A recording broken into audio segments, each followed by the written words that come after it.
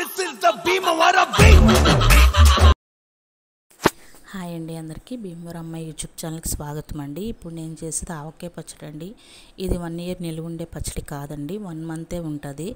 ఇదేంటంటే మనకి అబ్బాయిలు అమ్మాయిలు బయట ఉంటారు, వాళ్ళకి ఆవకాయ పచ్చడి ఇచ్చేవాళ్ళు ఉండరు, ఊర్లో చెయ్యరు. కొంచెం పెద్దవాళ్ళు అయితే ఎక్కువ మంది తినరు అనుకున్నప్పుడు వాళ్ళు తినాలి, మనకి ఇచ్చేవాళ్ళు లేరు, బయట కొనేది బాగాలేదు అనుకున్నప్పుడు మనం ఎమర్జెన్సీగా ఇది చేసుకునేదండి పచ్చళ్ళు. అంటే ఈ కాయలు వచ్చిన నాళ్ళు మనం చక్కగా ఇలా ముక్కలు కాయలు కడిగేసుకుని తడి లేకుండా తుడుచుకుని, ఏది గరిటె కానీ గిన్నె కానీ తడి ఉండకూడదండి. తడి లేకుండా నేను ఎలా అయితే ముక్కలు కోసి పెట్టినో చూడండి.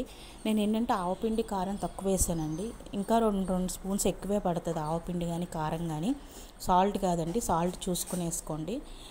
అయితే నేను ఎందుకలా తక్కువ వేసానంటే గ్యాస్ట్రిక్ ప్రాబ్లం ఉన్న వాళ్ళకి ఆవపిండి పడదండి. మా ఇంట్లో ఎక్కువ మేము తినము కారం, అది అందుకని తగ్గించి వేసాను. తినేవాళ్ళు ఉంటే హ్యాపీగా ఇంకా కొంచెం కారం ఆవపిండి వేసుకొని మీరు కలుపుకొని తినచ్చు.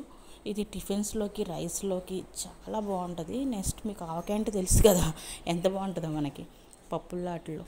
కాకపోతే చాలా ఫ్రెష్గా ఉంటుందండి. మీరు ఎప్పుడు తిన్నా ఇది ఫ్రెష్ ఆవకాయలాగా, కొత్త ఆవకాయలాగానే ఉంటుంది. ఇది చూడండి, ట్రై చేసి మీకు కూడా నచ్చింది.